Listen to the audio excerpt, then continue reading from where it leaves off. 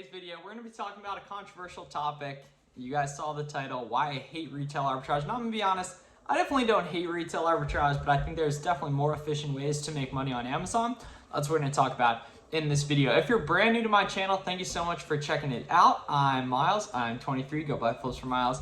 On here, I'm a full-time online arbitrage selling, doing a little low six figures a month. I'm around 100K a month in revenue right now. The past 2 months, going to keep that going and hopefully keep scaling that up the next 2 months as we get into Q4.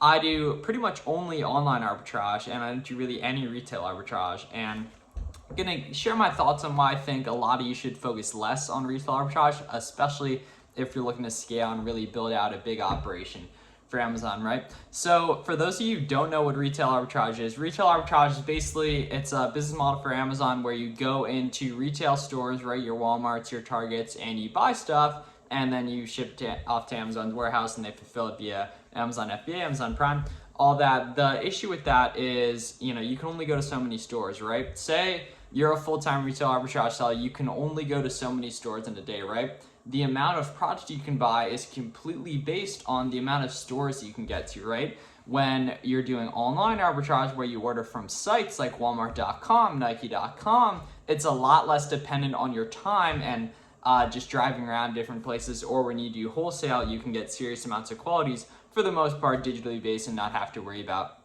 driving everywhere. And I just think it's way more efficient to focus more on the digitally based sourcing sides of things, like wholesale, like online arbitrage and all that, just because, right? Another thing is retail arbitrage, typically at stores, there's limited quantities of stuff, when their web catalog will have a lot more. And even if they limit your order quality per order to 10 units or whatever, you can go ahead and place multiple orders, use different email addresses, and play with that a little bit when you're a lot more limited to trying to figure out how to get multiple items from one Walmart, right? So you could drive around and find 5 units at each store, or you could go ahead and maybe order 50 of a different item that's more profitable or similar profitable, or even less, but you didn't have to go ahead and drive. You didn't have to spend money on gas. You didn't have to spend your time doing all that, when it's a lot more work to go ahead and source a lot more with retail arbitrage, right? Like, you can totally spend, $1,000, $2,000 a day on a few different websites, when it's really hard to walk into, at least from my experience, walk into a Walmart and spend $1,000 there on some inventory. Now, that obviously it can be done. There's a lot of really awesome retail arbitrage creators on here that are making great money, and just in general, I would just think it's way more efficient to focus more on online arbitrage, right? So if you're someone who's looking to get started, I think retail arbitrage is great. You get to feel the products in your hands. You get to actually go ahead and look stuff up in person. You can find a lot of good clearance deals. But in terms of the scalability part of things, it's a lot easier, in my opinion, to get to 50 to 100K a month in revenue, just focusing on digitally based sourcing that's like online arbitrage. And wholesale, I just think they're a lot more efficient than driving around to different stores and everything.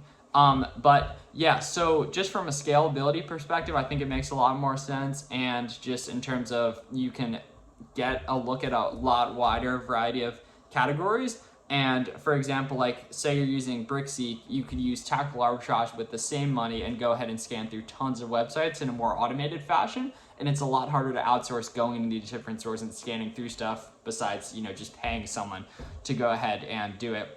When with TA, you can go ahead and search through a lot of websites with their software. And when you do get access to a product, there's a lot higher chance of you being able to source a lot more than that online than there is in store. So I really mean no disrespect to any retail arbitrage sellers. It's a great model, especially for different types of seasonal products. I'll probably be doing some of it on my own the next few months with Q4, but just from a scalability perspective, a lot of the big sellers, and really anyone that's doing like multi-million a year, from my experience, I'm working to get to that point, they're a lot more based on OA and wholesale, especially wholesale, but still OA to begin with, because you can buy a lot more typically, and the name of the game is spending as much money as possible on products. So just my thoughts. Maybe I'll do some more of these in the future, just sharing my thoughts on different business models. But yeah, why I hate retail arbitrage? Don't actually hate it. Why I dislike it? Why I think you should be focusing more on online arbitrage and wholesale.